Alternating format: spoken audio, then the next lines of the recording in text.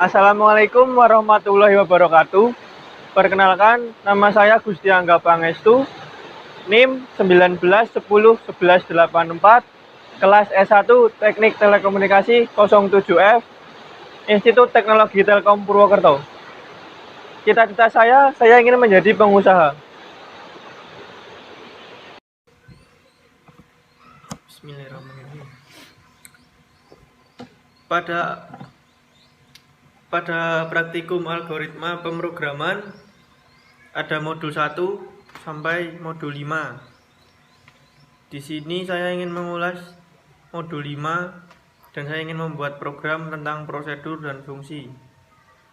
Sedikit mengulas pendahuluan tentang subprogram, yaitu suatu bagian dari program yang digunakan untuk menjalankan suatu tugas tertentu dan letaknya terpisah dari program yang menggunakannya. Suatu subprogram dipanggil atau digunakan dengan tujuan khusus, yaitu untuk mengerjakan suatu tugas tertentu, di mana tugas tersebut dapat berupa tugas input atau menyimpan hasil ke dalam suatu variabel atau larik, dan atau output menampilkan nilai suatu variabel atau larik, atau melakukan operasi runtutan, pemilihan, dan pengulangan. Subprogram banyak digunakan pada pemrograman dengan tujuan. Tujuan di sini itu hanya untuk mempermudah program, lalu supaya program itu tidak diulang-ulang. Ini contoh flowchartnya.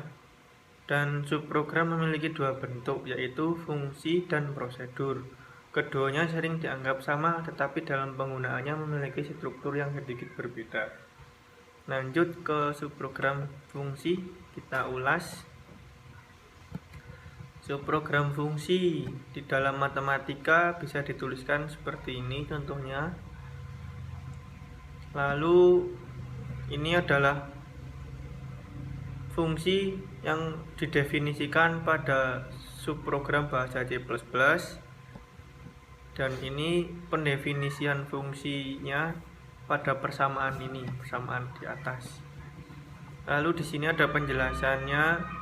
Untuk penjelasannya itu, hitung fx itu adalah nama fungsi, lalu float x itu variabel x yang menjadi input dari persamaan-persamaan di atas. Nah, ini persamaan-persamaan ini. Dan return itu nilai yang akan dikeluarkan dari fungsi. Tanda bintang ini adalah pointer. Lalu ini adalah cara pemanggilan fungsi dalam bahasa C++-nya. Ini contoh pemanggilannya, juga ada penjelasannya. Penjelasannya adalah hasil, yaitu variabel yang nantinya akan menampung nilai yang dikeluarkan fungsi. Lalu hitung fx adalah fungsi yang dipanggil namanya, sedangkan data parameter yang menjadi input untuk diolah dalam fungsi. Ini adalah fungsi yang dimanipulasi, seperti pada praktikum pertama. Lalu ke prosedur. Ini prosedur subprogram dapat dideklarasikan dan menggunakan struktur prosedur yang memiliki bentuk bahasa C++. Nah, ini contohnya. Lalu ini adalah contoh pendefinisian prosedur dalam bahasa C++. Nah, ini tanda bintang itu adalah pointer namanya, yaitu pada parameter y. Pada parameter y ini itu menunjukkan bahwa parameter tersebut adalah parameter output atau parameter input atau output. Sini juga ada cara pemanggilan prosedur dalam bahasa C++. Ada contoh pemanggilan prosedur saat hitung underscore fx yang sudah didefinisikan di atas. Nah, ini. Lalu subprogram tanpa parameter itu kita pada praktikum 3 itu sudah diulas pada praktikum 3. Jadi kesimpulannya itu, dengan kata lain, ini parameter pada struktur fungsi atau prosedur tersebut dapat dikosongkan. Tetapi pada prosedur itu yang ditulis awal itu adalah parameternya. Untuk subprogram rekursif, yaitu suatu fungsi dan prosedur dikatakan rekursif jika fungsi atau prosedur tersebut melakukan pemanggilan terhadap dirinya sendiri. Ini pada praktikum 4. Nah, ini adalah sedikit mengulas pada dasar teorinya. Lalu kita langsung ke program yang telah saya buat, ada di kode blok. Nah, kita buka kode blok. Nah, ini adalah program yang saya buat. Ini adalah program prosedur, dan bawahnya nanti ada fungsi. Ini prosedur dulu. Kalau prosedur itu parameternya yang dimasukkan awalnya biasanya. Terus ini ada tipe datanya. Tipe datanya itu menggunakan tipe data integer. Lalu ada beberapa percabangan. Nah, di percabangan ini kita dapat mengatur apa yang kita mau. Misal kalau saya ini membuatnya dengan tema nih, temanya biaya pemandian dan terapi ikan. Nah, di sini prosedur itu saya buat untuk biaya pemandian. Biaya pemandian waktu kurang 15 menit itu 5.000. Dan seterusnya, misal lebih dari 15 menit kurang dari 30 menit itu 10.000, dan seterusnya. Juga ada biaya per orang. Jadi ini adalah biaya satu orang itu 5.000, lalu dikalikan beberapa orang. Untuk ini programnya fungsi. Kalau fungsi itu tipe datanya dulu. Tipe datanya sama, memakai integer dan ada variabel, lalu juga ada beberapa percabangan. Di sini juga kita bisa mengatur waktu dan biaya yang kita mau saat terapi ikan.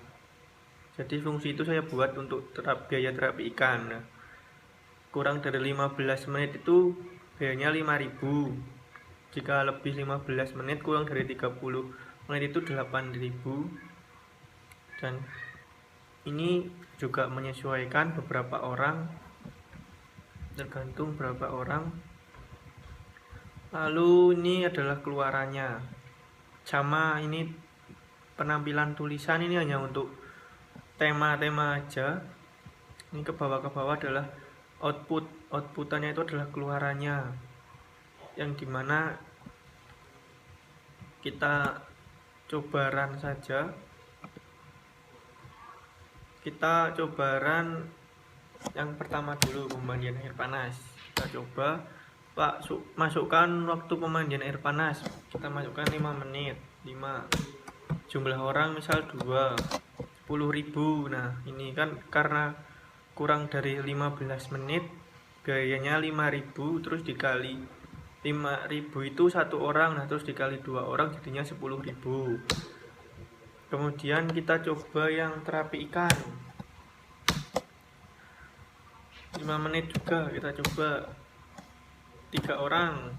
Jumlah orangnya, jumlah biaya masuknya 15.000 karena kurang dari 15 menit juga. Jadinya dikali 3 jadinya 15.000. Jika kita coba yang kurang dari 30 menit ya, iseng-iseng ini 25 menit, jumlah orangnya 5, misal ini rombongan. Nah, jadinya biaya masuknya lebih mahal, 50.000.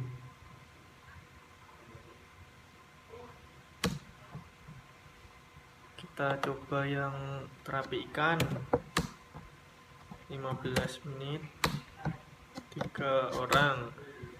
Nah, 15.000 karena 15 menit itu kan di bawahnya 15 menit masih, jadi biayanya 5.000. 5.000 dikali 3 15.000.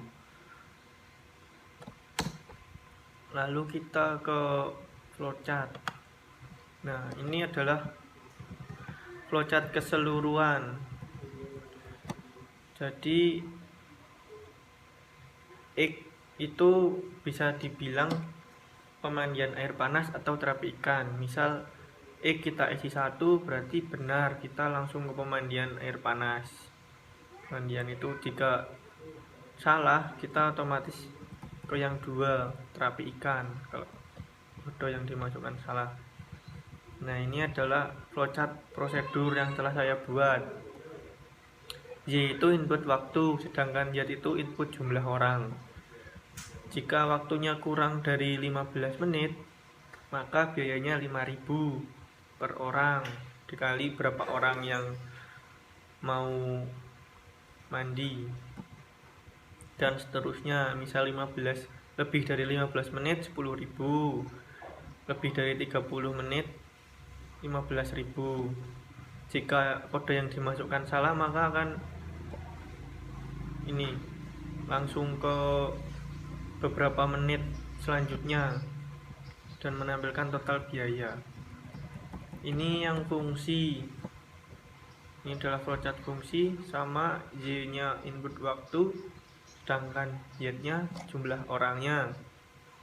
Jadi kurang dari 15 menit 5.000 per dikalikan beberapa orang. Misal 10 orang ya jadinya 5 kali 10 50.000 seperti itu. Nah, untuk ini lebih dari 15.000 atau kurang dari 30.000 8.000. Jika salah, kodenya salah yang dimasukkan, akan ke bagian-bagian kode yang lain atau waktu yang lain, bisa lebih mahal. Ini menampilkan total biaya selesai.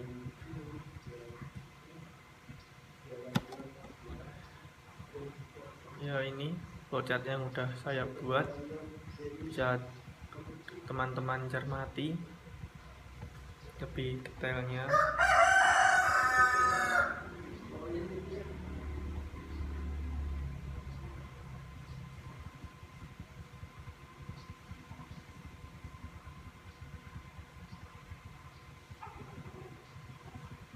Seperti ini.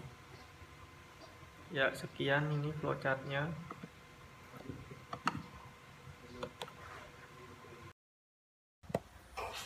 Oke, itu yang bisa saya sampaikan, dan program yang sudah saya buat untuk memenuhi tugas post-test algoritma dan pemrograman.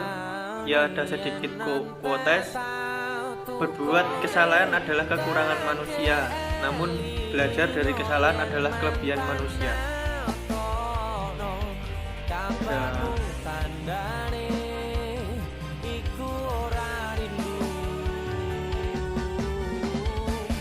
Nanging kangen keringet bareng